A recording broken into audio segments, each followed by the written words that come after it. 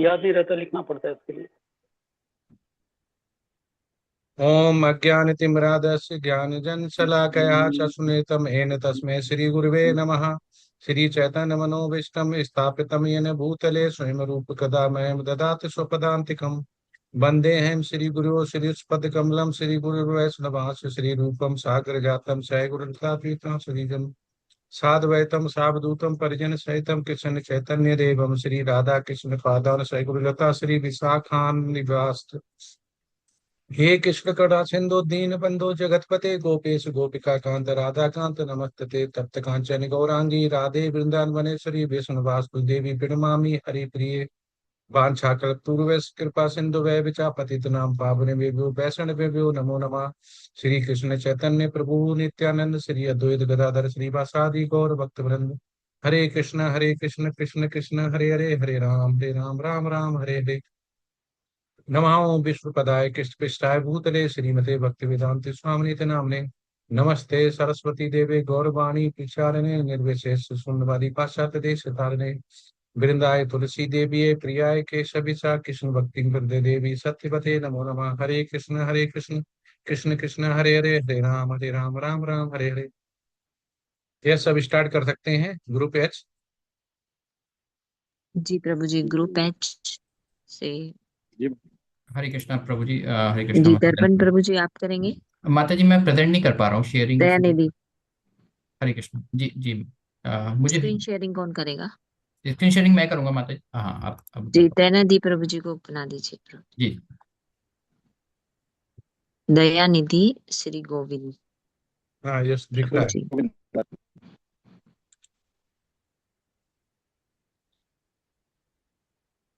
और राजीव प्रभु जी स्टार्ट करेंगे। हरे कृष्णा। मैं चल बोल रहा हूँ।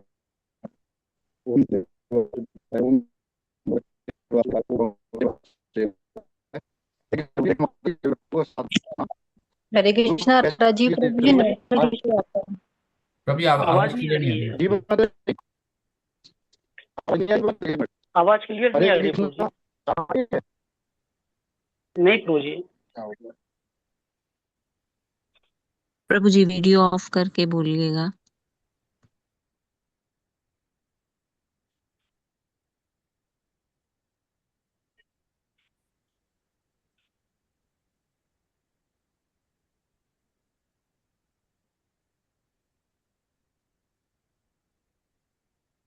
हरे कृष्णा माता जी, जी आवाज आ रही है? जी जी जी प्रभु जी हरे आवाज तो कृष्णा। आ रही है। जी सीमा माता माता जी सबका ऑडियो ऑफ कीजिएगा। जी। जी हरे माता कृष्णा। जी। हरे कृष्णा प्रभु जी, हरे कृष्णा माता जी। आपको सादर प्रणाम। ग्रुप एच की आज तिथि प्रस्तुति है। आज हमें अध्याय 2 से 9 प्रश्न मिले हैं जिनका उत्तर हमारे ग्रुप के 9 डिवोटी देने का प्रयास करेंगे। प्रभु जी आपकी आज्ञा हो तो आज की प्रस्तुति आरंभ करें। यस प्रभु जी। मैं दयानिधि की श्री गोविंदास प्रभु जी से अनुरोध करूंगा कि प्रस्तुतिकरण को आगे बढ़ाएं। हरे कृष्णा। धन्यवाद राजीव प्रभु जी मुझे आमंत्रित करने के लिए। हरे कृष्णा प्रभु जी, हरे कृष्णा माता जी, दंडवत प्रणाम। तो मुझे प्रश्न मिला है, शरीर में आत्मा की उपस्थिति को समझाने के लिए बादलों से ढके सूर्य की उपमा को स्पष्ट कीजिए, श्लोका नंबर 2.20 से। तो मैं इसका उत्तर देने का प्रयास करूंगा। सूर्य हमेशा प्रकाशमान होता है, लेकिन जब घने बादल आ जाते हैं तो हमें सूर्य दिखाई नहीं देता। इसका अर्थ यह नहीं है कि सूर्य वहां नहीं है, वह तो अपनी जगह पर ही है, बस हमारी दृष्टि से छिप गया है। आत्मा हमेशा चेतना का स्रोत है, यह नित्य अविनाशी और प्रकाशमान है। शरीर और मन को बादलों के रूप में समझा जा सकता है। जब शरीर और मन की अवस्था जैसे रोग, बुढ़ापा या मानसिक अवरोध बदलती है, तो आत्मा की चेतना कम या अप्रकट सी प्रतीत होती है। जैसे बादल सूर्य को ढक सकते हैं, मिटा नहीं सकते, वैसे ही शारीरिक या मानसिक परिस्थितियां आत्मा को प्रभावित नहीं करती, केवल उसकी अभिव्यक्ति को धीमा कर देती हैं। भगवत गीता में भी बताया गया है कि आत्मा ना कभी जन्म लेती है, ना कभी मरती है, ना उसे अग्नि जला सकती है, ना जल भिगो सकता है। ये सभी बातें इस सत्य को दृढ़ करती हैं। हम वास्तव में शरीर नहीं बल्कि आत्मा हैं। शरीर के बदलने से आत्मा की सत्ता पर कोई प्रभाव नहीं पड़ता है।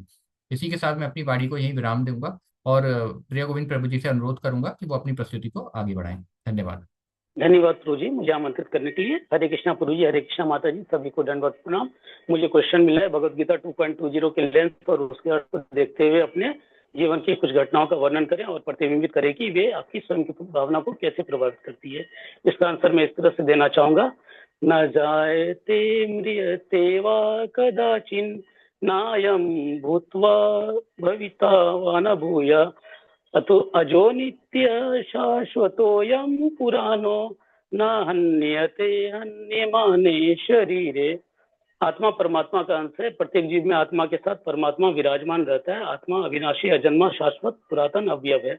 आत्मा जब भौतिक शरीर धारण करता है तो आत्मा में कोई परिवर्तन नहीं आता, जबकि शरीर में 6 प्रकार के परिवर्तन होते हैं जो हर पल क्षीण होता है, जैसे जन्म, बाल्यावस्था, पौंगावस्था, तरुणावस्था, वृद्धावस्था और मृत्यु। आत्मा में भौतिक शरीर की तरफ कोई अनुभूति नहीं होती, जबकि भौतिक शरीर में दिन प्रतिदिन बदलाव महसूस होता है। इससे आत्मा की कोई उपरिष्टि नहीं होती, जबकि शरीर की उपरिष्टि संतानें हैं। शरीर की वृद्धि के साथ साथ आत्मा की वृद्धि नहीं होती। आत्मा के कारण ही शरीर की वृद्धि होती। इससे हम अपने जीवन के द्वारा भी समझ सकते हैं। मैंने अपने जीवन में 4 परिवर्तन देखा है। सर्वप्रथम मेरा जन्म हुआ और धीरे धीरे शरीर में नई अवस्था प्राप्त होने लगा। जन्म के बाद बाल्यावस्था, जिसमें शरीर अत्यंत मुलायम रहता है। बाल्यावस्था से पौंगावस्था, फिर तरुणावस्था, जिसमें शरीर विकसित होता है और अत्यंत बलशाली हो जाता है। तरुणावस्था में गृहस्थ जीवन में मैंने संतान की प्राप्ति की। बाकी 2 परिवर्तन, वृद्धावस्था और मृत्यु, मैंने माँ और पिताजी के जीवन में देखा। जब उनकी उम्र 50 वर्ष के पार पहुंची तो शरीर धीरे धीरे बूढ़ा होने लगा और शरीर पर झुर्रियां पड़ने लगी और कुछ समय पश्चात उनकी मृत्यु हो गई और पंच तत्व में विलीन हो गए। मेरे जीवन की बहुत बड़ी घटना थी। इस घटना से मुझे समझ में आया कि ये शरीर नश्वर है और आत्मा शाश्वत है। जैसे हम पुराने कपड़े को त्याग कर नए वस्त्र धारण करते हैं, वैसे ही आत्मा पुराने शरीर को त्याग कर नए शरीर धारण करती है। निष्कर्ष, यह श्लोक हमें यह बताता है कि आत्मा जन्मा, शाश्वत, पुरातन है। शरीर उपयुक्त 6 परिवर्तन से गुजरता है, लेकिन आत्मा शरीर के 6 परिवर्तन से मुक्त है। मृत्यु केवल शरीर का होता है, आत्मा का नहीं। इसी के साथ मैं अपनी वाणी को विराम देता हूँ और पुनः माता से विनती करता हूँ कि प्रस्तुति को आगे बढ़ाए। हरे कृष्णा। धन्यवाद प्रिय गोविंद प्रभु जी आमंत्रित करने के लिए। हरे कृष्णा प्रभु जी, हरे कृष्णा माता जी, उपस्थित सभी भक्तों को मेरा सादर प्रणाम। मुझे जो भगवत गीता से प्रश्न मिला है वह है 2.21 से शांति और सृजन के न्याय की उपमाओं की व्याख्या करें। इसका उत्तर मैं इस प्रकार देने का प्रयास करूंगी। समाज में शांति व्यवस्था बनाए रखने हेतु न्यायाधीश द्वारा एक हत्यारे को मृत्युदंड देने का विधान सर्वथा उचित है, क्योंकि उसने न्याय के विरुद्ध जाकर किसी की हत्या करने का अपराध किया है। दंड देने से न्यायाधीश को कोई पाप नहीं लगता, क्योंकि समाज में शांतिपूर्ण व्यवस्था बनाए रखने के लिए आवश्यक है। यहाँ पर समझने वाली बात यह है कि दंड किसे दिया जा रहा है, शरीर को, न कि आत्मा को, क्योंकि शरीर ही माध्यम है क्रिया करने का और आत्मा केवल दृष्टा है जो सदैव अविनाशी अमर है, इसका कभी विनाश नहीं होता। जो यह समझ जाता है कि मैं शरीर नहीं आत्मा हूँ, वह कर्तापन के अहंकार से मुक्त हो जाता है। जब उसे ज्ञान हो जाता है कि आत्मा न मरती है ना मारती है, तब उसको आंतरिक शांति स्थापित होती है। जिस प्रकार की अर्जुन ने कृष्ण द्वारा समझाए जाने पर अकर्ता भाव से युद्ध किया और इसके अंतर्गत हुई हिंसा से वह मुक्त रहे।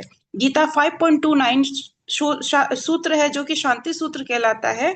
भोक्ताराम यज्ञ तपसाम सर्वलोक महेश्वरम सुहृदम सर्वभूतानाम ज्ञात्वा माम शांति रक्षति। अर्थात शांति का बड़ा सूत्र यह है कि भगवान कृष्ण ही स्वयं सभी मानवीय कर्मों के भोक्ता हैं।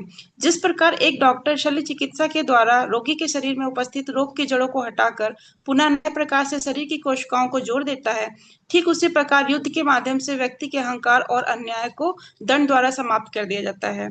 अतः युद्ध का उद्देश्य हिंसा करना नहीं, अपितु नए न्याय संगत परिवेश की स्थापना करना है। श्लोक 2.21 में अव्यय शब्द आया है जो कहता है कि आत्मा पुरानी देह को त्याग कर निरंतर नया शरीर धारण करती है। यह सृजन की प्रक्रिया है, ना कि अंत।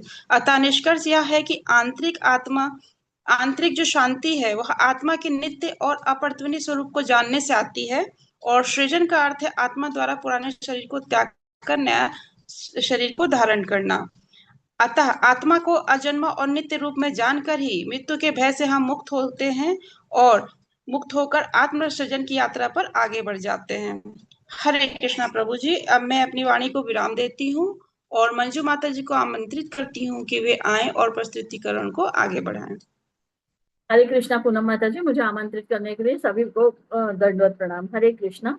तो मेरा क्वेश्चन है, शील प्रभुपाद के अभिप्रायों में उद्गत कम से कम 4 प्रमुख छंदों और 3 उपमाओं का संदर्भ में अध्याय 2 से श्लोका नंबर 11 से 30 आत्म तत्व के विज्ञान पर मुख्य दार्शनिक बिंदुओं को सारांशित करें। मेरा आंसर इस प्रकार है। श्री भगवान ने अर्जुन से कहा कि तुम उनके लिए शोक कर रहे हो जो शोक करने योग्य नहीं है।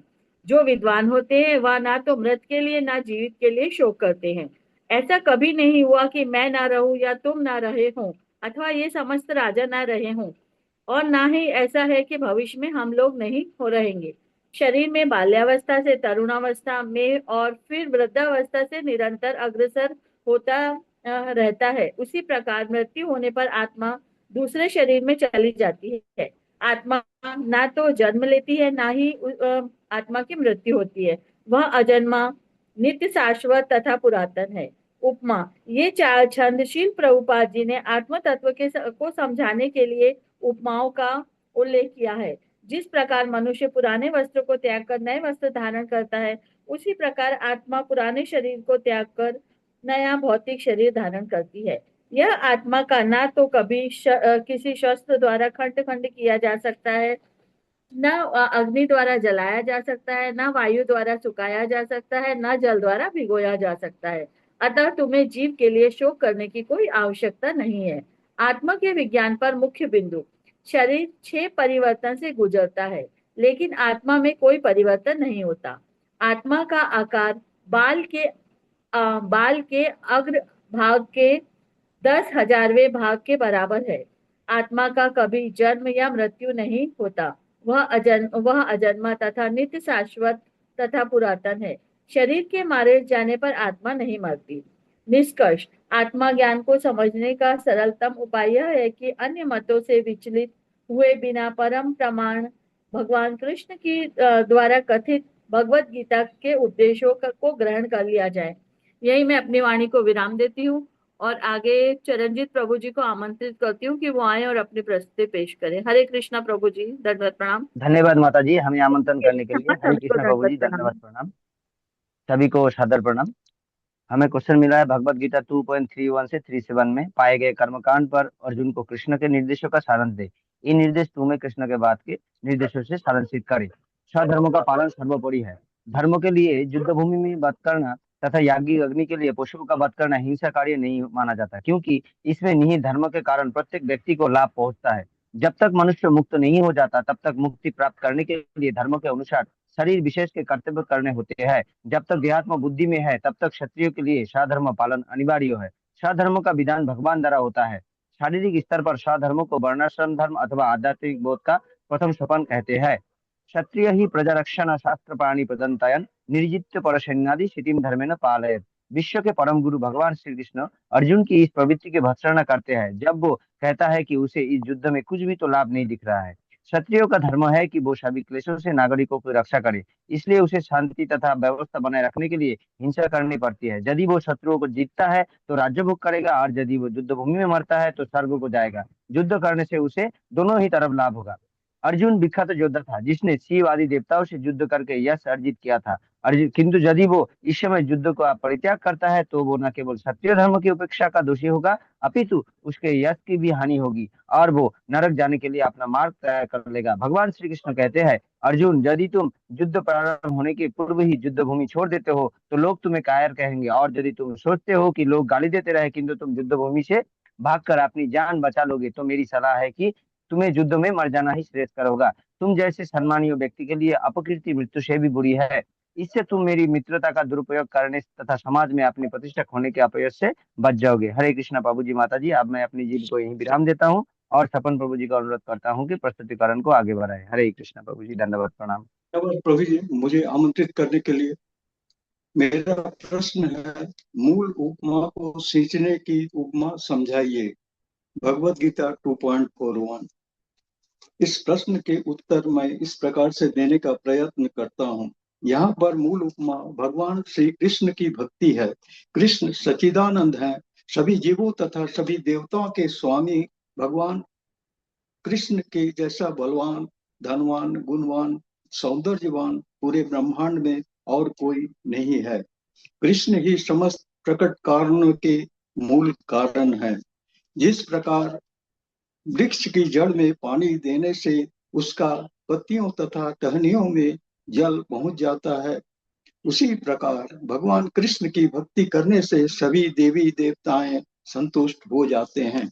मूल उपमा कृष्ण की भक्ति तक हम जैसे बद्धजीव सीधे कभी पहुंच ही नहीं सकते।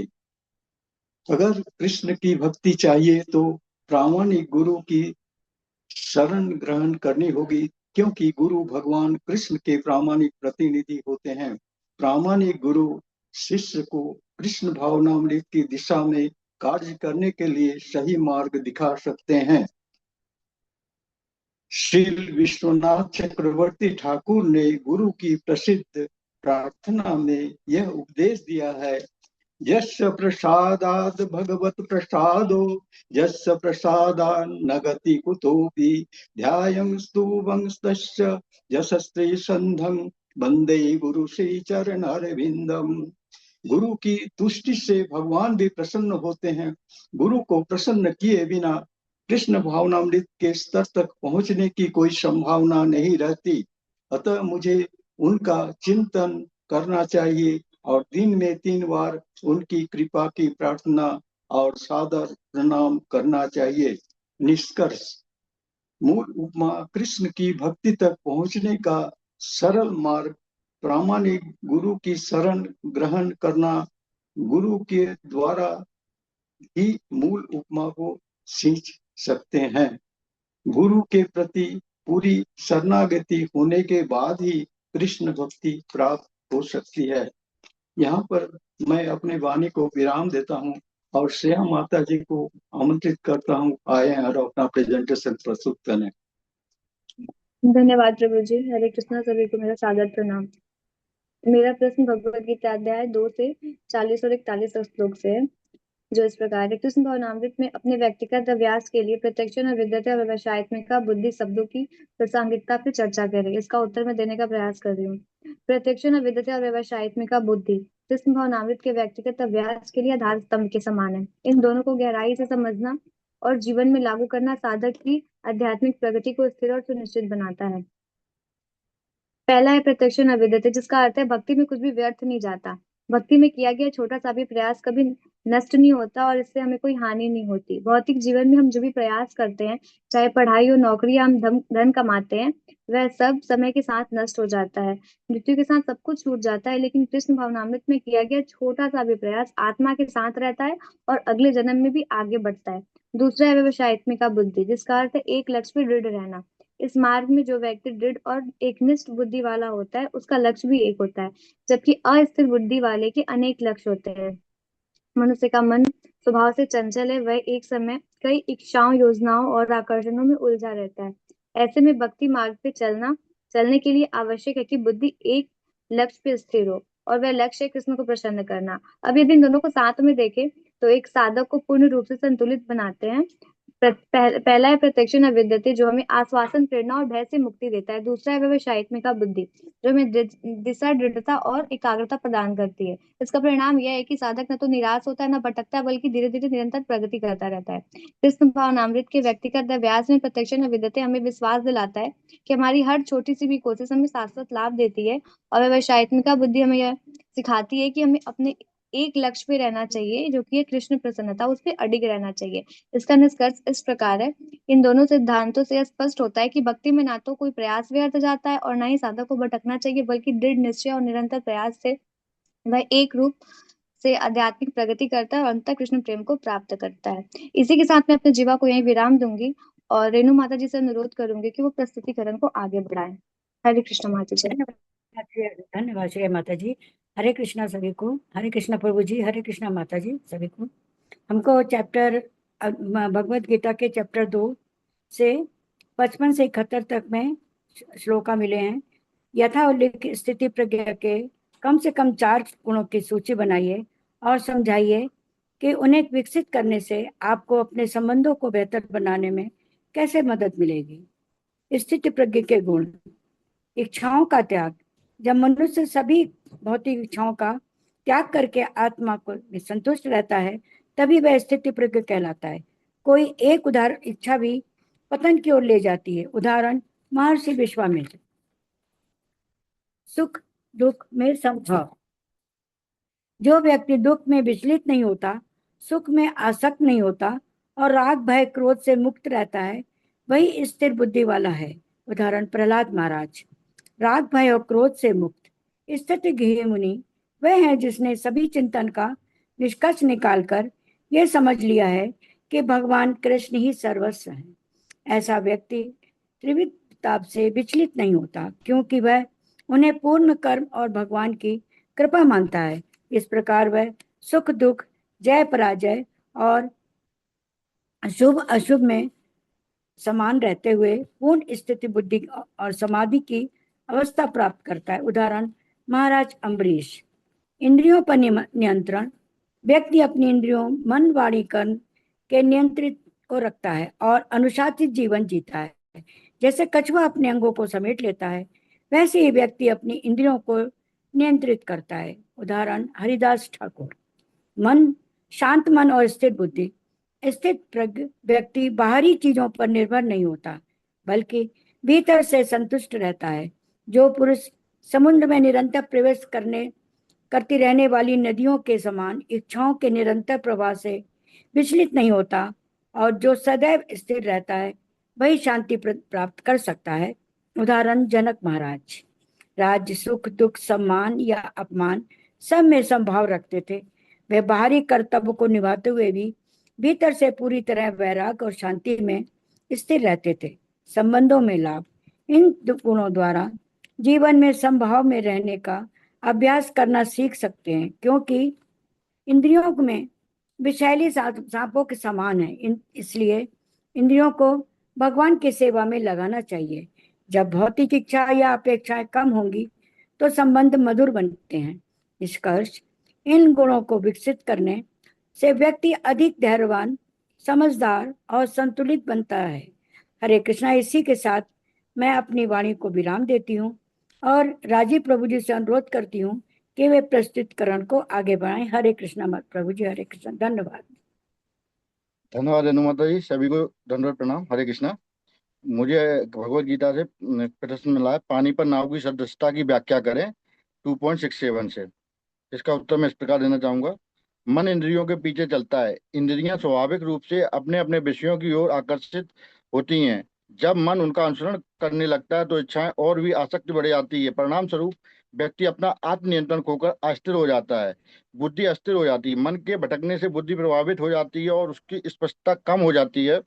ऐसे में व्यक्ति सही गलत का निर्णय नहीं कर पाता है। यही स्थिति नाव के डगमगाने के समान होती है, जहाँ स्थिरता नहीं रहती है। नाव की सदस्यता का अर्थ, नाव को बुद्धि का प्रतीक माना जाता है और पानी भौतिक संसार को दर्शाता है। जब हवा इंद्रियों की इच्छाओं के रूप में तेज चलती हैं तो वह नाव को डगमगा देती हैं। इसी प्रकार अनियंत्रित इंद्रियां मनुष्य को सही मार्ग से भटका देती हैं। समाधान, मन और इंद्रियों को नियंत्रित करना आवश्यक है ताकि व्यक्ति व्यक्ति स्थिर रह सके। सभी इंद्रियों को भगवान कृष्ण की सेवा में लगाना चाहिए।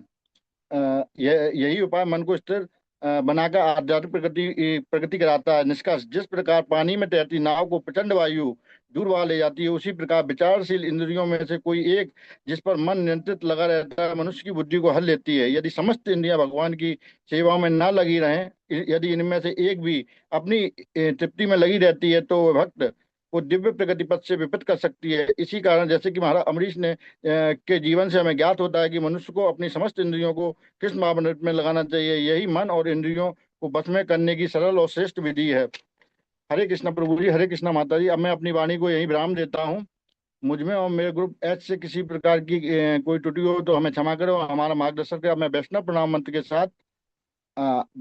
के साथ प्रस्तुति को यहीं समाप्त करता हूँ। वैष्णव प्रणाम मंत्र। वंशकल्पतरुभ्यो च कृपा सिन्धु एव च पतितानां पावनेभ्यो वैष्णवेभ्यो नमो नमः। हरे कृष्णा कृष्ण कृष्ण हरे हरे, हरे राम राम राम हरे हरे। हरे कृष्णा। सभी को दंडवत प्रणाम। हरे कृष्णा। बहुत अच्छी प्रस्तुति है, सभी प्रेजेंट रहे, बहुत अच्छा प्रेजेंट किया है, बहुत अच्छी प्रेजेंटेशन, बहुत अच्छा क्वेश्चन के आंसर्स बनाए हैं। इसमें दो प्रश्न हैं जो हमें समझने बहुत जरूरी है। पहला ये है कि श्री कृष्ण भगवान ने अर्जुन को पंडित न मानने का क्या कारण बताया था, और दूसरा प्रश्न है कि आत्मा अविनाशी है, उसके अविनाशी होने पर भी युद्ध और हिंसा को धर्म संगत कैसे माना गया इसी में चैप्टर 2 में। हरे कृष्णा। ये दो प्रश्न है।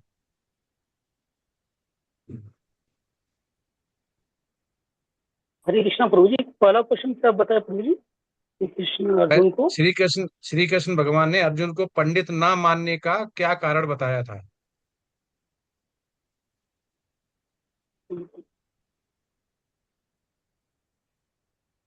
क्योंकि प्रभु जी वो क्षत्रिय थे।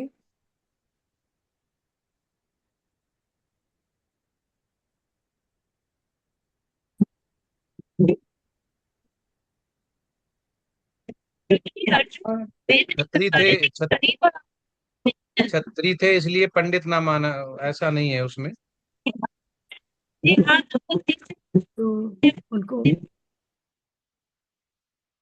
प्रश्न का मैं उत्तर कर देना। हरे कृष्णा प्रभु जी, मैं प्रयास करूं। ये अपना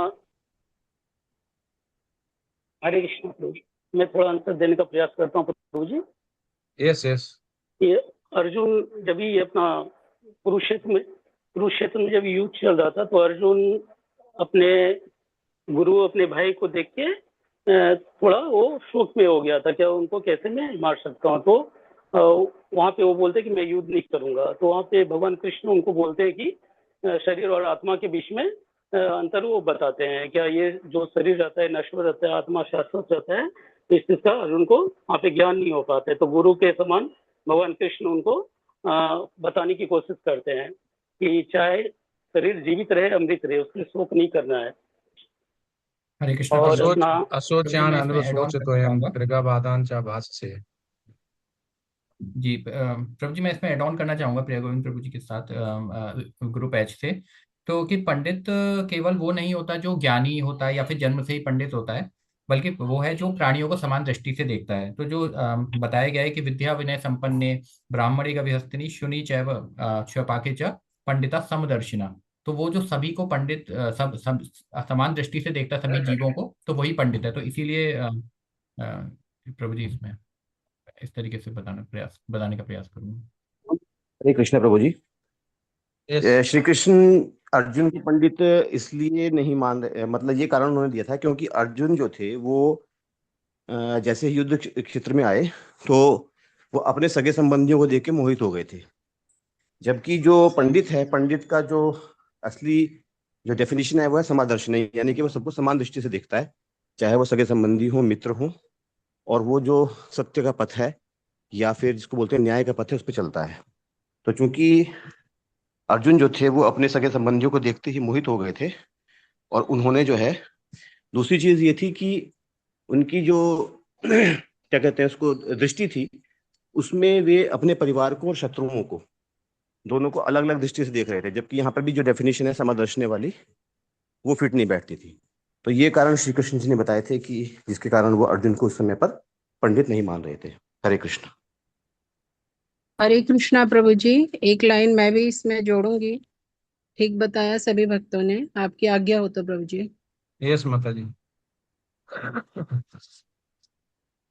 हरे कृष्ण प्रभु जी, सादर प्रणाम प्रभु जी। अशोच्यान व शोचस्वम, भगवान कह रहे थे आप उनके लिए शोक कर रहे हैं जिनके लिए शोक नहीं करना चाहिए, क्योंकि आत्मा अजर अमर है।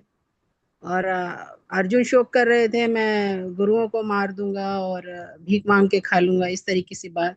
तो इसलिए भगवान उनको बोल रहे थे ये पंडितों के लक्षण नहीं है, ऐसे बात ऐसे कर रहे हैं जैसे कितने विद्वान हैं और बात कर रहे हैं बिल्कुल मूर्खता की, ये बात है। हरे कृष्ण प्रभु। हाँ, ये 2.11 में कहते हैं असोच्यान असंचो तोयम प्रगाबादान न भास से गतासून अगतसून चा नानुसोचन्ति पंडिता। तो भगवान इसीलिए वहां पे बोलते हैं कि श्री कृष्ण भगवान अर्जुन को ये बोलते हैं कि तुम बातें जो हैं अभी तक तो तुम विद्वानों जैसी कर रहे थे, लेकिन तुम शरीर और आत्मा को समझ नहीं पा रहे हो, अंतर को समझ नहीं पा रहे हो, उनको शोक कर रहे हो। और सच्चा पंडित होता है वो आत्मा शरीर के भेद को समझता है, था भगवान श्री कृष्ण बता रहे हैं। और वो जन्म और मृत्यु पे शोक नहीं करता। तुम तो मृत्यु पर शोक कर रहे हो, आत्मा और शरीर के फर्क को नहीं समझ पा रहे हो, और शरीर को ही आत्मा मानकर शोक कर रहे हो। तो ये उनको बोला गया कि तुम अभी तक तो विद्वान की बातें कर रहे थे, लेकिन अभी तुम पंडित वाली बातें नहीं कर रहे हैं। तो इसमें यही बोला गया है कि पंडित वो है जो इनके अंतर को जानता है, और सच्चा पंडित भेद को आत्मा और शरीर के भेद को समझ सकता है। हरे कृष्ण। अब अगली प्रेजेंटेशन लेते हैं, दूसरा प्रश्न उसमें डिस्कस करेंगे। हरे कृष्णा। ग्रुप एच के डिवोटीज स्टैंड डाउन कर दीजिए और ग्रुप आई के डिवोटीज स्टैंड रेज कीजिए। हरे कृष्णा। प्रभु जी ग्रुप आई की आज पहली प्रेजेंटेशन है। माता जी मुझे कोर्स बना दीजिए।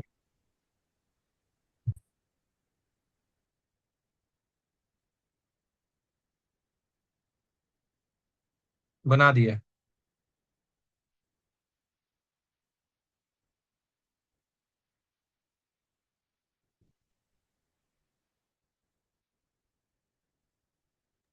हरे कृष्णा प्रभु जी सीन विजिबल है?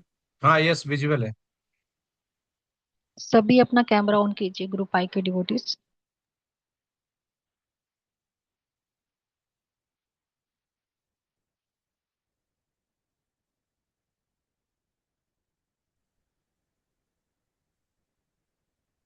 यस स्टार्ट करिए प्रभु जी माता जी। हरे कृष्णा प्रभु जी, हरे कृष्णा माता जी, सभी भक्तों को मेरा सादर प्रणाम। मेरे ग्रुप का नाम नित्याय है। हम group I level 4 presentation number 29 और ये हमारी दूसरी प्रेजेंटेशन है। टोटल सदस्य हम 7 हैं। प्रेजेंटेशन शुरू करने की आज्ञा चाहती हूँ। प्रभु जी हाँ आज्ञा यस है। माता जी। मुझे जो प्रश्न मिला है वो है समुद्र में प्रवेश करने वाली नदियों की सादृश्यता समझाइए। उत्तर देने का प्रयास करती हूँ। भगवद गीता 2.70 से अपूर्वमानाम अचलम प्रतिष्ठम समुद्र आपा प्रवशन्ति यत्वत् तत्वत् कामायम प्रवशन्ति सर्वे स शांति आपनोति न काम कामी। यहाँ पर श्री कृष्ण कहते हैं, हमें कामनाओं के बारे में बता रहे हैं और कह रहे हैं कि जिस प्रकार समुद्र में जल आता है सभी नदियों द्वारा चारों ओर से, किंतु इस जल से समुद्र प्रभावित नहीं होता, स्थिर रहता है, पूर्ण रहता है और अचल रहता है। और जब वर्षा नहीं होती उन दिनों में जल नहीं आता है तो भी समुद्र में कमी नहीं होती है। दोनों परिस्थितियों में समुद्र अपने आप में संतुष्ट रहता है। ठीक उसी प्रकार से जिस व्यक्ति में कामनाएं आती है किंतु कामनाओं से भी प्रभावित नहीं होता, वो व्यक्ति वास्तव में शांति को प्राप्त होता है। यहाँ पर कामनाओं के विषय पर बता रहे हैं और बहुत सुंदर इनर स्टेबिलिटी, आंतरिक स्थिरता के बारे में बहुत सुंदर वर्णन है। मन में तो इच्छाएं आती रहती है, जैसे समुद्र में पानी नदियों द्वारा या वर्षा द्वारा आता रहता है, फिर भी समुद्र न बढ़ता है न घटता है। वैसे ही ज्ञानी व्यक्ति का मन भी संतुलित रहता है और इच्छाएं उसे विचलित नहीं कर पाती, क्योंकि विषया विनिवर्तन्ते निहारस्य देहिनां रसवर्जम रसोप्यस्य परम दृष्ट्वा निवर्तते। भगवद गीता 2.59 में बताया गया है कि जिसने कृष्ण भावना अमृत के पथ पर प्रगति के क्रम में परमेश्वर कृष्ण के सौंदर्य का रस आस्वादन कर लिया है, उसे जड़ भौतिक वस्तुओं में कोई रुचि नहीं रहती। उत्तम रस यानी कि हायर टेस्ट भक्ति के अनुभव होने से उसमें स्थिरता आ जाती है और वो भौतिक वस्तुओं के प्रति अरुचि उत्पन्न हो जाती है। चैतन्य चरितमृत मध्य लीला 9.149 के अनुसार भुक्ति मुक्ति सिद्धि कामी सकल अशांत कृष्ण भक्त निष्काम अतएव शांत। केवल कृष्ण भक्त ही इच्छा रहित होने के कारण शांत रहता है, बाकी सभी कामी लोग अशांत रहते हैं। अतः कृष्ण भावना भावित व्यक्ति सागर के तुल्य होता है, अपने में सदैव पूर्ण। हरे कृष्णा, धन्यवाद। इसी के साथ मैं अपनी वाणी को विराम देती हूँ। कोई त्रुटि या गलती हो तो प्रभु जी क्षमा कीजिए और मार्गदर्शन कीजिए। इस प्रस्तुतिकरण को आगे बढ़ाने के लिए मैं बीना माता जी को आमंत्रित करना चाहती हूँ। हरे कृष्णा माता जी, बहुत बहुत धन्यवाद मुझे आमंत्रित करने के लिए। हरे कृष्णा प्रभु जी, सभी भक्तजनों को मेरा सादर प्रणाम।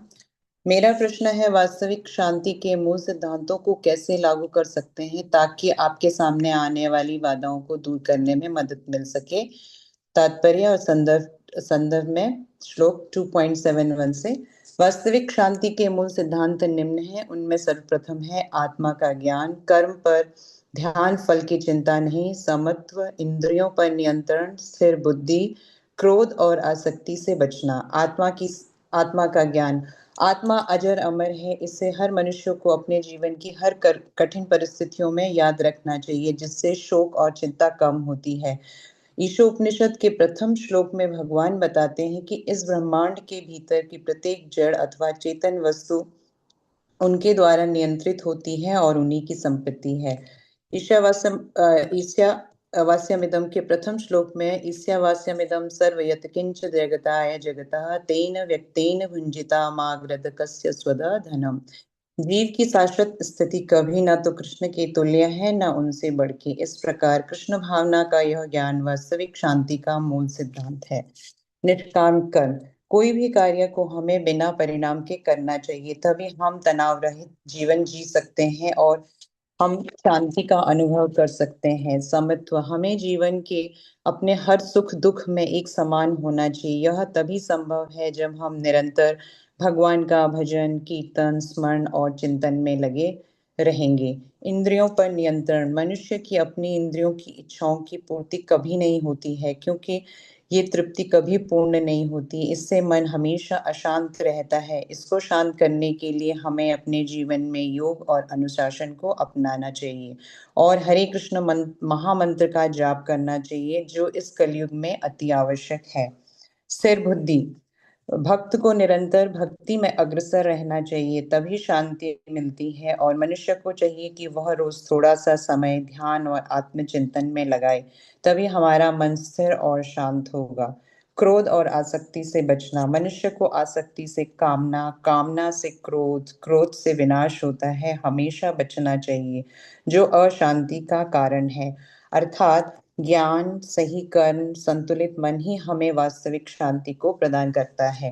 इसी के साथ मैं अपनी वाणी को विराम देती हूँ। अगर मुझसे कोई त्रुटि हो गई हो तो मुझे क्षमा करें और मेरा मार्गदर्शन करें। आगे मैं आमंत्रित करती हूँ कृति माता जी को कि वो अपनी प्रस्तुति को प्रस्तुत करें। बहुत बहुत धन्यवाद। हरे कृष्णा।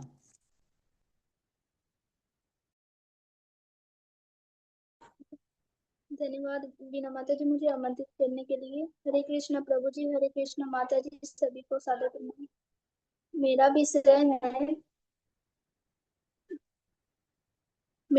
मेरा प्रश्न है, श्लोक और तात्पर्य के संदर्भ में निर्वाण को इसके सही परिप्रेक्ष्य में परिभाषित करें। इस श्लोक के माध्यम से भगवान श्री कृष्ण अर्जुन को बताते हैं कि मनुष्य कृष्ण भावनामृत या दिव्य जीवन को एक क्षण में प्राप्त कर सकता है। उदाहरणार्थ खटवांग महाराज, वे अपनी मृत्यु के कुछ मिनट पूर्व कृष्ण के शरणागत होकर ऐसी जीवन अवस्था प्राप्त कर ली थी।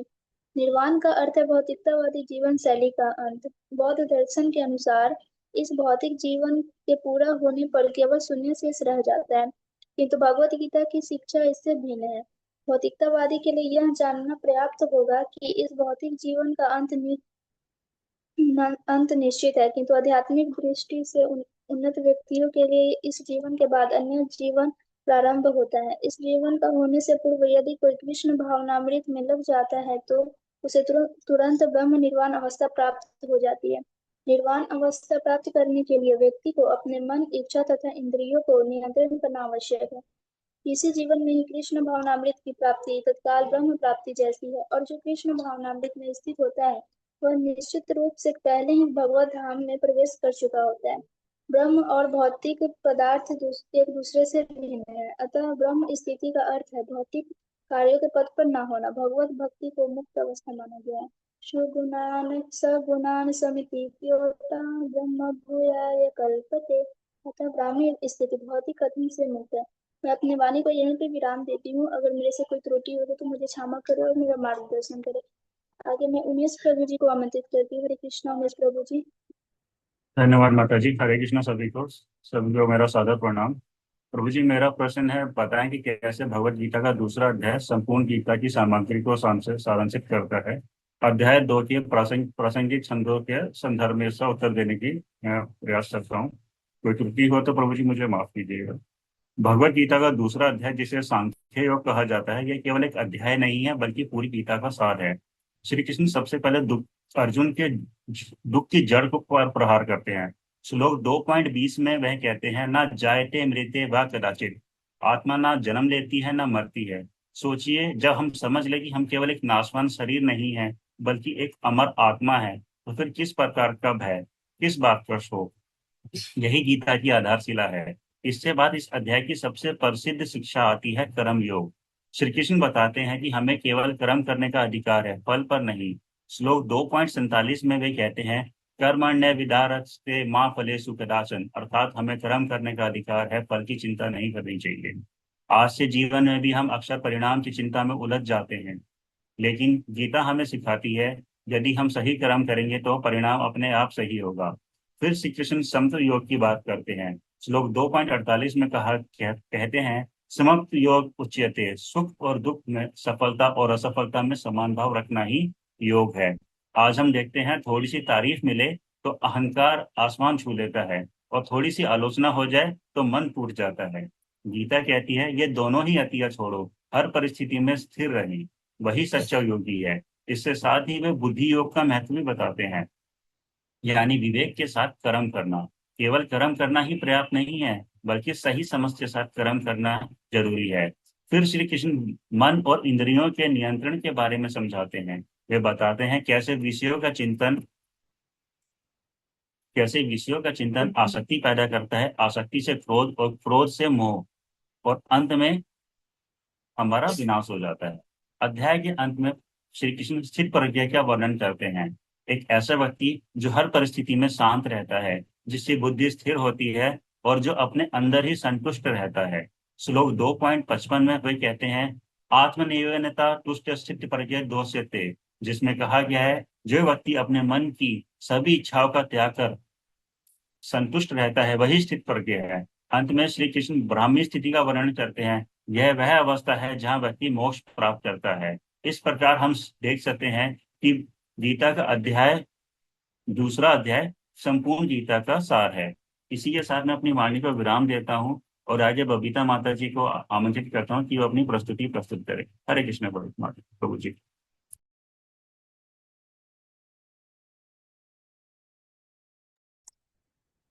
हरे कृष्ण प्रभु जी, मुझे आमंत्रित करने के लिए धन्यवाद। सभी भक्तों को सादर प्रणाम। हमारा प्रश्न है अर्जुन की दुविधा से निकाले गए कम से कम 3 समान सिद्धांतों की पहचान करें और चर्चा करें कि वे भगवत गीता अध्याय 2 से 11 छंदों और अभिप्रायों के संदर्भ में कृष्ण भावनामृत के अपने अपने अभ्यास के लिए कैसे प्रासंगिक है। इसका उत्तर देने का प्रयास करती हूँ। अर्जुन की दुविधा जैसा कि भगवत गीता के अध्याय 2 श्लोक 6 से 11 में वर्णित है, हमारे अपने जीवन के आंतरिक संघर्ष को दर्शाती है। इस प्रसंग में हम 3 मुख्य सिद्धांत सीख सकते हैं। पहला सिद्धांत है शरणागति। अर्जुन अपने तर्कों में उलझा हुआ था, लेकिन अंत में उसने स्वीकार किया कि वह भ्रमित है और श्री कृष्ण के शरण में गया। यह हमें सिखाता है कि जब हम जीवन में भ्रमित हो तो अहंकार छोड़कर भगवान, गुरु और शास्त्र से मार्गदर्शन लेना चाहिए। कृष्ण भावनामृत के अभ्यास में भी यही पहला कदम है। दूसरा सिद्धांत है मोह और आसक्ति का प्रभाव। अर्जुन अपने परिजनों के प्रति मोह के कारण अपने कर्तव्य से पीछे हटना चाहता था। इससे हमें यह समझ में आता है कि भौतिक आसक्ति हमारी बुद्धि को भ्रमित कर देती है। कृष्ण भावनामृत हमें सिखाता है कि हम अपने संबंधों को त्यागे नहीं, बल्कि उन्हें कृष्ण से जोड़े, जिससे मोह की जगह शुद्ध प्रेम विकसित हो। तीसरा सिद्धांत है आत्मा का ज्ञान।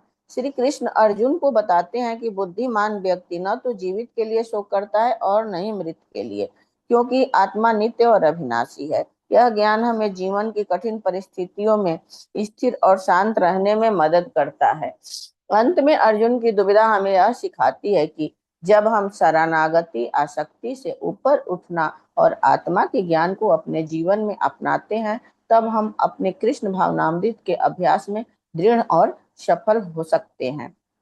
अपनी वाणी को मैं यहीं पे विराम देती हूँ। प्रभु जी, हमसे कोई गलती हुई हो तो कृपया क्षमा करें और मार्गदर्शन करें। आगे मैं स्मृति माता जी को आमंत्रित करती हूँ, कृपया अपनी प्रस्तुति प्रस्तुत करें।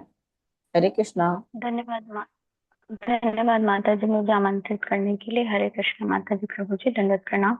मेरा प्रश्न है भगवत गीता श्लोक 2.7 और 8 से। श्लोक और अभिप्रायों के संदर्भ में किसी के जीवन की उलझनों को हल करने के लिए गुरु के प्रति समर्पण के महत्व का वर्णन करें। कार्पण्य दोषो उपहत स्वभाव पृक्षामि तं मां धम्मसम्मूढचेता यक्षेयसा निश्चितं ब्रूहि तन्मे शिष्यातिशाधी मामतं प्रपन्नम। ये श्लोक अर्जुन की कायरता और धर्म संकट की अवस्था को दर्शाता है, जहाँ वे श्री कृष्ण से मार्गदर्शन मांगते हैं। अर्जुन अपनी कृपण दुर्बलता के कारण अपना कर्तव्य भूल गए हैं और सारा धैर्य खो चुके हैं। ऐसी अवस्था में वो पूछ रहे हैं मेरे लिए जो को निश्चित रूप से बताएं।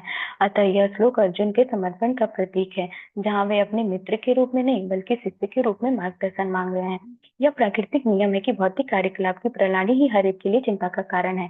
पग पग पर उलझन मिलती है। अतः हमें प्रामाणिक गुरु के पास जाना चाहिए, जो जीवन के उद्देश्य को पूरा करने का पथ निर्देश कर सके। जिस व्यक्ति का प्रामाणिक गुरु होता है वह सब कुछ जानता है। अतः मनुष्य को उलझन में न रखकर गुरु के पास जाना चाहिए। तिस्सते अहम कहने का तात्पर्य है कि अपने कल्याण की बात पूछने पर अर्जुन के मन में यह भाव पैदा हुआ कि कल्याण की बात तो गुरु से पूछी जाती है, सारथी से नहीं पूछी जाती। इस बात को लेकर अर्जुन के मन में जो रथी का भाव था, जिसके कारण वे भगवान को आज्ञा दे रहे थे कि हे अच्युत, मेरे रथ को दोनों सेनाओं के बीच ले चलो, वह भाव मिट जाता है और अपने कल्याण की बात पूछने के लिए अर्जुन भगवान के शिष्य हो जाते हैं और कहते हैं, मैं आपका शिष्य हूँ, शिक्षा लेने का पात्र हूँ, आप मेरे कल्याण की बात कहिए। अतः अर्जुन समझ गया कि पारिवारिक सदस्यों के प्रति अनुराग ही उसकी उलझनों का कारण है। गुरु तो उपदेश दे देंगे, जिस मार्ग का ज्ञान नहीं है उसका ज्ञान करा देंगे, पूरा प्रकाश दे देंगे, पूरी बात बता देंगे, पर मार्ग पर तो संत शिष्य को ही चलना पड़ेगा। अतः अपने कल्याण की जिम्मेदारी मैं अपने पर क्यों रखूं, गुरु पर क्यों न छोड़ दूं। जैसे केवल माँ के दूध पर ही निर्भर रहने वाला बालक बीमार हो जाए तो उसकी बीमारी को दूर करने के लिए औषधि स्वयं माँ को खानी पड़ती है, बालक को नहीं। इसी तरह हमें भी सर्वथा गुरु की शरण हो जाना चाहिए, गुरु पर ही निर्भर हो जाना चाहिए। तो हमारे कल्याण का दायित्व तो गुरु पर ही आ जाएगा, स्वयं गुरु को ही मेरा कल्याण करना पड़ेगा। इस भाव से अर्जुन कहते हैं, मैं आपके शरण हूँ, मेरी को शिक्षा दीजिए। हमें गुरु के प्रति पूर्ण रूप से समर्पण होना चाहिए, अर्थात शरणियों को शरणागत का उद्धार करना ही पड़ता है। श्लोक 2.8 में अर्जुन भगवान कृष्ण से अपने मन के अगाध शोक को दूर करने का उपाय पूछते हैं, जो उन्हें इंद्रियों को सुखाने वाले दुखों से मुक्त कर सके। भौतिक सुखों की विफलता। अर्जुन समझते हैं कि धन, ऐश्वर्य या राज्य जैसी सांसारिक वस्तुएं मन के दुख को स्थायी रूप से दूर नहीं कर सकती। आध्यात्मिक आवश्यकता। यह श्लोक बताता है कि आंतरिक शक्ति केवल दिव्य ज्ञान से मिल सकती है, ना कि बाह्य उपलब्धियों से। अतः उलझनों को हल करने के लिए भगवान श्री कृष्ण जैसे आध्यात्मिक गुरु की सहायता के बिना हल कर पाना असंभव है। यदि कोई इसमें सहायता कर सकता है तो वह एकमात्र गुरु है। अतः निष्कर्ष यह निकलता है कि गुरु जो 100% कृष्ण भावना भावित होता है वही एकमात्र प्रामाणिक गुरु है और वही जीवन की समस्याओं को हल कर सकता है। भगवान चैतन्य ने कहा है कि जो कृष्ण भावना भावित के विज्ञान में दक्ष हो, कृष्ण तत्ववेत्ता हो, चाहे वह जिस किसी जाति का हो, वही वास्तविक गुरु है। कि विप्र की विन्यासी शूद्र के नय, ये कृष्ण तत्ववेत्ता से ही गुरु हो। कोई व्यक्ति चाहे वह विप्र हो, निम्न जाति में जन्मा हो, शूद्र हो या कि सन्यासी, यदि वह कृष्ण के विज्ञान में दक्ष है तो वह यथार्थ प्रामाणिक गुरु है। अतः कृष्णवेत्ता हुए बिना कोई भी प्रामाणिक गुरु नहीं हो सकता। अतः जैसे अर्जुन ने श्री कृष्ण की शरण ग्रहण करी, वैसे ही हमें भी अपने गुरु के प्रति समर्पण होना चाहिए। इसी के साथ शब्दों के साथ मैं अपनी वाणी को विराम देती हूँ और आगे की प्रस्तुति आगे बढ़ाने के लिए नियति माता को आमंत्रित करती हूँ। हरे कृष्ण प्रभु जी। धन्यवाद माता जी मुझे आमंत्रित करने के लिए। हरे कृष्णा प्रभु जी, हरे कृष्णा माता जी, सभी को मेरा सादर प्रणाम।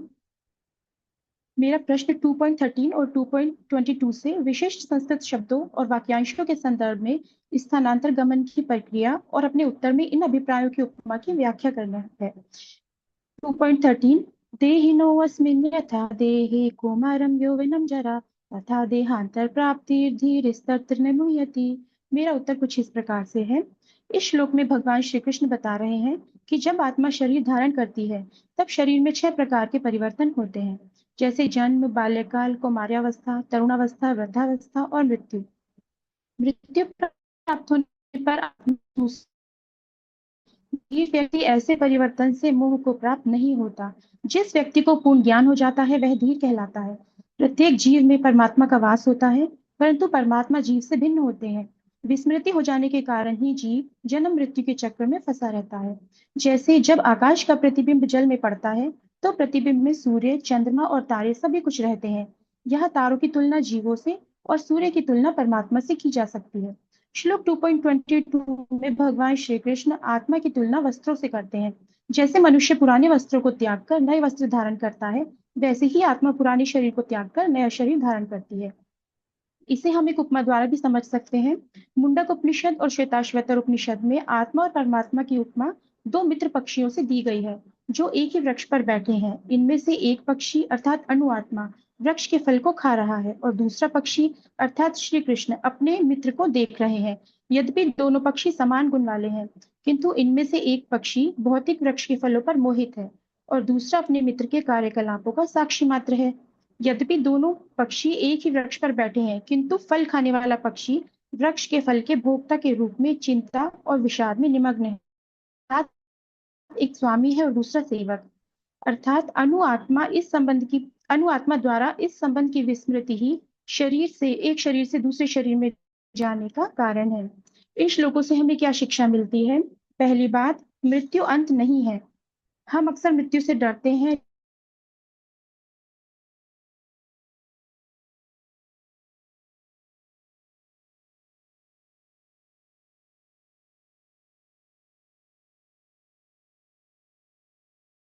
वाणी को विराम देती हूँ। मुझसे या मेरे ग्रुप के किसी सदस्य से कोई त्रुटि हुई हो तो प्रभु जी हमें क्षमा करें और हमारा मार्गदर्शन करें। वैष्णव प्रणाम मंत्र के साथ मैं समापन करती हूँ। वांछा कल्पतरुभ्यश्च कृपा सिंधुभ्य च पतितानां पावनेभ्यो वैष्णवेभ्यो नमो नमः। हरे कृष्णा कृष्ण कृष्ण कृष्णा कृष्ण हरे हरे हरे हरे हरे राम राम राम हरे हरे। अनंत कोटि वैष्णव भक्त वृंद की जय। श्रील प्रभुपाद की जय। सबके गुरुओं की जय। निताई गौर प्रेमानंदे हरि हरि बोल। धन्यवाद। हरे कृष्णा। हरे कृष्णा। बहुत सुंदर प्रस्तुति आई निताई ग्रुप के द्वारा और इसमें काफी अच्छे प्रश्न के आंसर दिए आपने। पुनर्जन्म हो गया और कैसे किशोरावस्था से बाल अवस्था से किशोरावस्था जाता है, सब समझाया गया। इसमें दो प्रश्न हैं जो समझने बहुत जरूरी हैं। पहला ये है जो अभी आया था स्लाइड में ही कि पुनर्जन्म के सिद्धांत को कैसे प्रमाणित करती है। भगवत चैप्टर 2 में पुनर्जन्म के सिद्धांत को कैसे प्रमाणित करती है। और दूसरा प्रश्न है कि जो बुद्धि भ्रष्ट हो जाती है या बुद्धि नाश की वो प्रक्रिया चैप्टर 2 में क्या बताई गई है। हरे कृष्णा। ये दो प्रश्न है।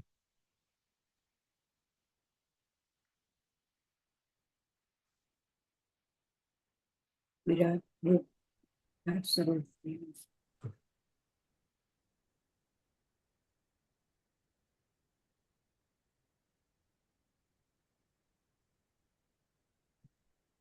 हरे कृष्ण प्रभु जी। मैं पहले यस। का जवाब देना की कोशिश करता हूँ। प्रभु जी, पुनर्जन्म के सिद्धांत के बारे में गीता में कहा गया है। श्री कृष्ण कहते हैं कि आत्मा ना कभी नष्ट होती है, ना शरीर बदलता है, ना ही बस शरीर बदलता है, पर आत्मा बस नहीं नष्ट नहीं होती है। जैसे मनुष्य अपने पुराने वस्त्र त्याग कर नए वस्त्र धारण करते हैं, वैसे ही आत्मा अपने पुराने शरीर को छोड़कर नया शरीर धारण करती है। और इसलिए मृत्यु केवल शरीर की होती है, आत्मा की नहीं। और कर्मों के अनुसार हमें अगला जन्म मिलता है।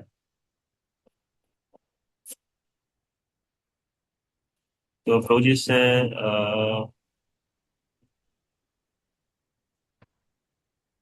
यस प्रभु जी। और कोई ऐड करना हरे चाहता है हरे इसमें? कृष्णा प्रभु जी। हरे कृष्णा माता जी। चरण प्रणाम। प्रभु जी, मैं इस उत्तर का इस प्रश्न का इस प्रकार से उत्तर देना चाहूंगा कि भगवद गीता में पुनर्जन्म का सिद्धांत मुख्य रूप से आत्मा की नश्वरता नहीं बल्कि उसके नेता को बताता है। ये सभी डिवोटीज जानते हैं। पर लेकिन उसके बाद कपड़े वाला वस्त्र वाला उदाहरण भी सुना होगा, वो भी सभी लोग जानते हैं। पर लेकिन उसके बाद भी एक भाव है कि जैसे गीता ये कहती है कि हमारे जो कर्म होते हैं और अगले जन्म को प्रभावित करते हैं, और मनुष्य जिस चेतना और कर्म के साथ शरीर छोड़ता है उसी के अनुसार अगली अवस्था प्राप्त करता है।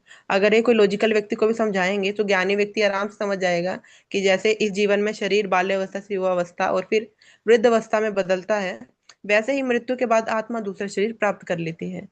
और अंत में कि मनुष्य अंत समय में जिस भाव का स्मरण करेगा वही अवस्था में आगे प्रोत्साहित हो जाएगा। इस प्रकार गीता पुनर्जन्म के तर्क को आत्मा की नित्यता और कर्म फल के सिद्धांत के माध्यम से ये टॉपिक को समझाती है। हरे कृष्ण प्रभु जी। धन्यवाद। प्रणाम। हरे कृष्ण प्रभु जी। हरे कृष्णा प्रभु जी। कुछ लाइनें ऐड यस। करना चाहती हूँ प्रभु जी, आगे है तो। हाँ यस यस। प्रभु जी, ये आत्मा का जो देहांतरण केवल संयोग से नहीं होता है, अपितु जो कर्म और स्वभाव से इसका परिणाम होता है। जैसे श्री कृष्ण कहते हैं कि जिस चेतना में मनुष्य देह त्याग करता है, चाहे वो दैवी गुण हो या आसुरी गुण हो, तो नेक्स्ट जन्म उसको उसी चेतना में मिलता है। हरे कृष्ण। हरे कृष्ण। हरे कृष्णा प्रभु जी। प्रभु जी, एक जगह पे जो अर्जुन कृष्ण से प्रश्न भी पूछते हैं कि जैसे तुम तो इस काल में मेरे साथ में हुए, जब से पैदा हुए हो तब से हम लोग साथ खेल रहे हैं और साथ रह रहे हैं, तो ये आप बताइए कि आपने किस समय जाके सूर्य भगवान के यहाँ उपदेश दे दिया था, और आपने कहा था कि ये ज्ञान तो मैं सूर्य भगवान को दे चुका हूँ, और उसके बाद ये परंपरा के काल काल की परंपरा के कारण नष्ट हो गया है ये, और मैं दोबारा तुम्हें ये ज्ञान पुनः दे रहा हूँ ताकि पुनः स्थापित हो जाए। तो इस तरह से पुनर्जन्म तो है ही। तब क्योंकि कृष्ण जी ने तब उन्हें एक्सप्लेन किया था कि ऐसा नहीं है कि किसी काल में तुम नहीं थे और किसी काल में मैं नहीं था, हम दोनों ही सब काल में मौजूद थे, किंतु मैं परमात्मा हूँ तो मुझे कुछ सारे जन्मों के बारे में स्मरण है, लेकिन तुम जो हो अणु आत्मा हो तो तुम्हें विस्मृति हो गई है। तो इसलिए पुनर्जन्म का सिद्धांत तो भगवान ने खुद ही बताया है कि पुनर्जन्म तो है ही। और जिस तरह से ये है कि हमें कैसा मिलता है शरीर कर्मों के अनुसार, तो भरत महाराज का देख लीजिए, सब त्याग के वो आए थे, जब रह रहे थे जंगल में, एक केवल वो हिरण के शावक के चक्कर में उनको वैसा जन्म मिल गया था, ये बताया गया है।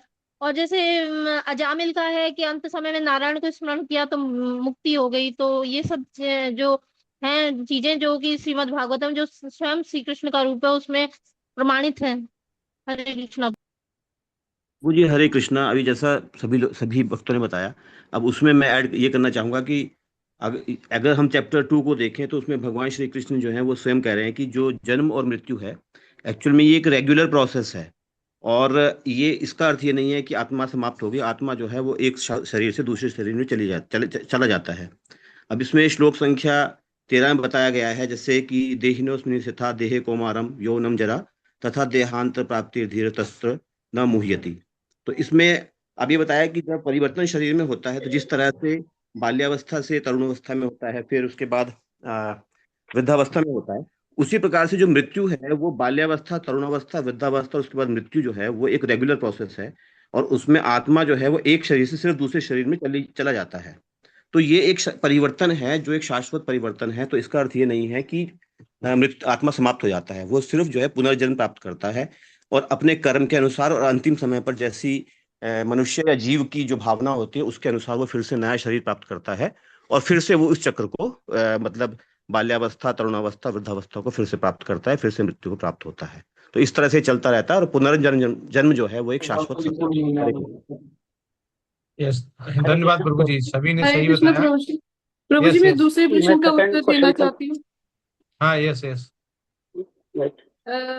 दूसरे प्रश्न का उत्तर भगवत गीता में 2.62 में बताया, जो 62 और 63 में बताया कि बुद्धिनाश कैसे होती है। ध्यायते विषया पुंसा संगस्तेषु उपजायते संगात् संजायते कामा कामात् क्रोध उपजायते क्रोधात् भवति सम्मोह सम्मोहात् स्मृतिनाश स्मृति विभ्रंशात् बुद्धिनाशात् प्रणश्यति। तो ऐसे बताया कि जैसे विषयों पे बार बार चिंतन करना और उनसे आसक्ति पैदा हो जाती है, और जब आसक्ति आ जाती है तो फिर मतलब कि काम आ जाता है, तो काम से क्रोध, और क्रोध से मोह भ्रम पैदा हो जाता है, और जब भ्रम आ जाता है तो स्मृति नाश हो जाती है, बुद्धि नाश हो जाती है। और जब स्मृति नाश के बाद बुद्धि नाश होती है, बुद्धि नाश से फिर पूरा पतन हो जाता है उस व्यक्ति का। यस, माता जी ने बिल्कुल सही बताया, धन्यवाद। हरे कृष्णा प्रभु जी। मैं इसमें थोड़ा ऐड करूंगा। माता जी ने सही श्लोक बताया। प्रभु जी, इसमें जो सीक्वेंस है वो इस प्रकार है, पहले विषयों का लगातार हम चिंतन करते रहते हैं, फिर उससे आसक्ति पैदा होती है, फिर आसक्ति से इच्छा जन्म लेती है, इच्छा ना होने पे, पूरा ना होने पे क्रोध आता है, क्रोध से मोह और भ्रम पैदा होता है, भ्रम से स्मृति नष्ट होती है, स्मृति नष्ट होने पे बुद्धि भ्रष्ट होती है, और बुद्धि भ्रष्ट होने पे मनुष्य का पतन हो जाता है। तो इससे बचने के लिए श्री कृष्ण बताते हैं कि अपनी इंद्रियों को संयमित करो, कर्म करो, लेकिन फल की चिंता मत करो, स्थिर बुद्धि बनो, स्थिर प्रज्ञ बनो, और आत्मा को पहचानो। यही ज्ञान मनुष्य को पुनर्जन्म के बंधन से और बुद्धि के पतन से बचाता है। हरे कृष्ण प्रभु जी। बहुत हरे सुंदर कृष्ण आंसर प्रभु जी, दिया। प्रणाम प्रभु जी। अगर एक शब्द में, एक वाक्य में आंसर दें तो इसका आंसर सिर्फ इतना ही होगा कि बुद्धि जो नाश होती है, अगर इंद्रियों विषय के चिंतन अधिक करने लगा, शक्ति बढ़ गई, तो बुद्धि नाश होना निश्चित है। तो पतन वहीं से यस स्टार्ट यस हुआ। प्रभु इंद्रियों जी। विषयों के चिंतन करना, फिर उसमें क्या होता है, इसमें शक्ति जो है डिस्टर्ब, मतलब विभ्रम हो जाती है। आसमान शक्ति के जाते ही बुद्धि का विनाश हो जाता है। चूंकि क्रोध आ गया तो बुद्धि खत्म, बुद्धि जैसे खत्म हुआ तो भाव को गिर गया। यस प्रभु जी, भाई ग्रुप ने बहुत और जो अच्छा था बताया। दूसरा था शरणागति पुनर्जन्म। देवीदासी पुनर्जन्म माता का जी ने ऐसा प्रभु जी, आंसर जैसा अच्छा हम दिया। लोग कपड़ा बदलते हैं भाषण से गिरनानी, उसी तरह से आत्मा भी शरीर बदलती रहती है। अब यहाँ पर ध्यान देने वाली बात क्या है कि आत्मा या तो शरीर बदलेगी।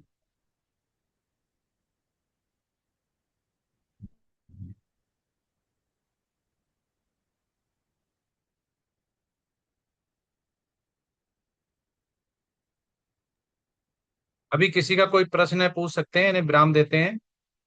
भाई ग्रुप ने बहुत अच्छा प्रश्न जो भी पूछे आंसर दिए हैं। इसमें मेहरा प्रभु जी हो गए, शरणागति माता जी होगी, इन्होंने बहुत अच्छा सुंदर एग्जाम्पल के साथ और श्लोका के साथ बताया।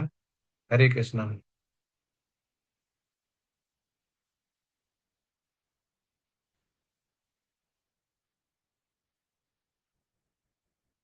हरे कृष्ण प्रभु जी, ग्रुप पेज से यस प्रभु जी।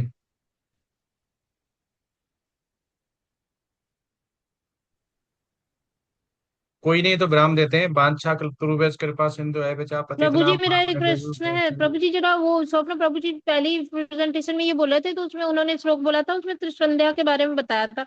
तो हम लोग जो पूजा करते हैं रेगुलरली, मॉर्निंग पूजा करते हैं, इवनिंग भी पूजा करते हैं, ये त्रिसंध्या में वो और तीसरा संध्या में कौन सा हुआ है, प्लीज मुझे बता दीजिए। क्या माता जी?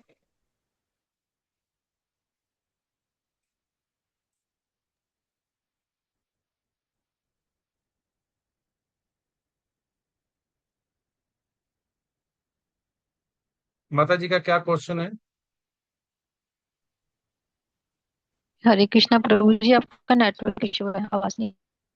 प्रभु जी आवाज नहीं आ रही है।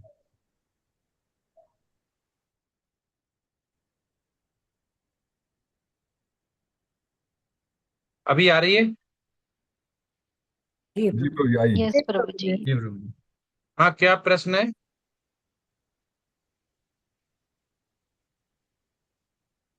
प्रभु हरे जी कृष्णा प्रभु जी, त्रिसंध्या के बारे में थोड़ी जानकारी दे दीजिए।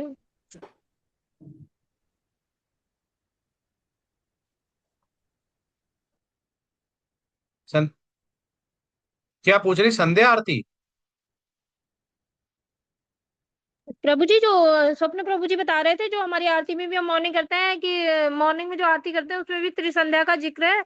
तो ये जो सुबह और शाम हम आरती करते हैं ये तो हम समझ पा रहे हैं, त्रिसंध्या में और कौन किस समय आरती करनी होती है, क्या करना होता है, तीन संध्या कैसी होती है, 3 टाइम्स कब होता है? ये माता जी त्रिसंध्या क्या होती है? गौर आरती, संध्या आरती तो मुझे पता है, जो शाम को आरती होती है। सुबह होती है उसको मंगल आरती बोलते हैं, और शाम को होती है संध्या, उसको गौर आरती बोलते हैं। भोग आरती प्रभु जी दोपहर का, सुबह दोपहर शाम। एक दोपहर को भी होती है ना? हाँ भोग आरती होती है। हाँ, दोपहर को भी होती है। प्रभु जी दोपहर को भी जो भोग लगता है। हाँ, भोग भोग आरती, दोपहर भोग वाली लगती है। आरती मांगे 3 संध्या में। भोग आरती है। इसी को 3 बोलते होंगे, लेकिन सुबह शाम की गृहस्थ जो है, जैसे मैं तो सुबह शाम की करता हूँ। हाँ, प्रभु जी तो वो मंदिर लोग में भागवतों के लिए है प्रभु जी। ऐसे सिर्फ संध्या यस्य प्रसाद प्रभु जी जो हम भगवत मंगला प्रसाद आरती ऐसे सिर्फ में संध्या। गुरु अष्टक वो करते हैं, सबसे पहली आरती करते हैं, उसमें फिर संध्या का जिक्र है, इसका मुझे थोड़ा सा डिटेल प्लीज हाँ, क्लियर करके। हरे कृष्णा माता जी। प्रभु जी उसमें ये गुरुवाष्टकम में जो लास्ट वाला जो स्टैंजा है उसमें आता है ना, ध्यायम शुभम तस्य। तो उसमें उसमें 3 बार गुरु को याद यस्य करने का प्रसाद बताया भगवत गया है। प्रसाद प्रभु जी, लास्ट जो है हाँ ना जी, हाँ जी। उसका तो गुरुवाष्टक का। उसमें जी, तो जैसे जैसे that one Trikal Sandhya, in the second जैसे जो लोग ब्राह्मण दीक्षित होते हैं, जो वो त्रिकाल संध्या में 3 टाइम गायत्री करते हैं, वो तो वही जो हाँ, तीन जो टाइम जो वाला। ब्राह्मण दीक्षित होते हैं वो करते हैं। जी। तो वही वही तीन तीन टाइम याद करने का, गुरु से प्रार्थना करना, तो उनकी कृपा के लिए उसमें प्रार्थना करने का है। उसमें वो क्या बोलते हैं, मंत्र उनको दिया जाता है ना, वो बोला जाता है। प्रभु जी वो गायत्री गायत्री होती है जो गायत्री 12 बजे गायत्री गायत्री बोलते हैं उसको। ये गायत्री सुबह और होती है, 12 बजे वही और वही 6 तीन टाइम बजे होते हैं वो, शाम को। सुबह दोपहर और हाँ, शाम को। उसी के लिए बोला गया है वो। हरे कृष्णा प्रभु जी, दंडवत प्रणाम। यस प्रभु प्रभु जी। जी मेरा क्वेश्चन था, प्रभु जी जैसे कभी लेट नाइट सोना होता है तो सुबह मंगल आरती अटेंड करते हैं, उसके बाद फिर मॉर्निंग में जब भी हो जाता है 10 जब तक हो जाता है, उसके बाद अगर नींद आने लगती कभी कभी सो जाते हैं, तो ये सोना सही है प्रभु जी? क्या नहीं सो सकते? थोड़ा सा इसमें आरती गाइड कीजिएगा क्योंकि आरती के टाइम पे सो जाते हैं। नहीं प्रभु जी, मंगल आरती अटेंड करते हैं, उसके बाद जब भी करते हैं लेकिन 6-7 बजे करीब नींद आने लगती है लेट नाइट सोने की वजह से, तो फिर 7 बजे करीब सो जाते हैं थोड़ी देर के लिए, तो ये सोना सही है क्या? नहीं, क्योंकि माला लेट अगर नाइट आपने सोना होता है माला तो नहीं, सोना गलत नहीं है, लेकिन क्या है कि देर देर तक सोना और देर में उठना वो गलत माना गया है। नहीं, जैसे मंगल आरती अटेंड कर लेते हैं, माला भी हो जाता है, 10 माला तक हो जाता है, उसके बाद नींद आने लगती है लेट नाइट सोने की वजह से, तो इसके लिए हाँ, 7 बजे के कोई आसपास थोड़ी देर, 1 घंटा। कोई दिक्कत नहीं है प्रभु जी, ऐसा कुछ बोला नहीं गया है। धन्यवाद प्रभु जी। और प्रभु जी ग्रुप एच का एक सेकंड क्वेश्चन था, शायद मेरे नेटवर्क इशू था क्या था, जो आप बोले थे कि बाद में उसका लेते हैं, फिर शायद ये करने लिए प्रभु जी ने पूछा था, प्रभु जी वो कल था क्वेश्चन दिए थे, आत्मा के आत्मा अविनाशी होने अविनाशी पर है। ही, आत्मा अविनाशी होने पर ही युद्ध और हिंसा को धर्म संगत कैसे माना गया, ये था प्रश्न। प्रभु जी एक्चुअली इसलिए आत्मा अविनाशी है और धर्म संगत इसलिए है क्योंकि वो धर्म स्थापना के लिए युद्ध हुआ था कुरुक्षेत्र का, तो धर्म का स्थापना युद्ध हो रहा है, इसलिए वो धर्म संगत कहा गया है। यस यस जी प्रभु जी, क्योंकि वो वर्णाश्रम, एक तो क्षत्रिय क्षत्रिय युद्ध कर रहे थे, तो वो अपने वर्णाश्रम धर्म का पालन कर रहे थे, और साथ में वो अधर्म के नाश के लिए, कोई परित्राणाय साधूनाम विनाशाय च दुष्कृतम, तो वो अधर्म के विनाश के लिए वो युद्ध हो रहा था, और भगवान श्री कृष्ण जी के इंस्ट्रक्शंस के फलस्वरूप वो युद्ध हो रहा था, तो इसीलिए वो धर्म की स्थापना के लिए था। तो और आत्मा अविनाशी है, तो उसके जो श्लोका नंबर 2.22 में आता है वासांसी जीर्णानि यथा विहाय, और 2.23 में आता है नैनम छिन्दन्ति शस्त्राणि नैनम दहति पावका। तो उसमें जो आत्मा है वो अविनाशी है, साथ ही ये भगवान श्री कृष्ण के इंस्ट्रक्शंस के तौर पर और वर्णाश्रम धर्म को फॉलो करते हुए क्षत्रिय धर्म का पालन करना है, तो बताया गया है अर्जुन को, तो इसीलिए ये धर्म संगत। यस यस प्रभु जी। हरे कृष्ण। हरे कृष्णा। बहुत सुंदर है, किसी का प्रश्न नहीं है तो विराम देते हैं। बांछा कृपा कृपा सिंधु पतितनाम पावनेभ्यो वैष्णवेभ्यो नमो नमः। हरे कृष्ण कृष्ण कृष्ण हरे हरे राम राम राम हरे। अनंत कोटि वैष्णव वृंद की जय। श्रील प्रभुपाद की जय। सभी वैष्णव आचार्यों की जय। सभी वैष्णव भक्तों की जय। श्री गुरु महाराज की जय। श्री भगवद गीता की जय। हरे कृष्णा। सभी को धन्यवाद प्रणाम। हरे कृष्णा। सभी को धन्यवाद। हरे कृष्णा प्रभु जी धन्यवाद प्रभु जी। हरे कृष्णा। हरे कृष्णा प्रभु जी, धन्यवाद प्रणाम।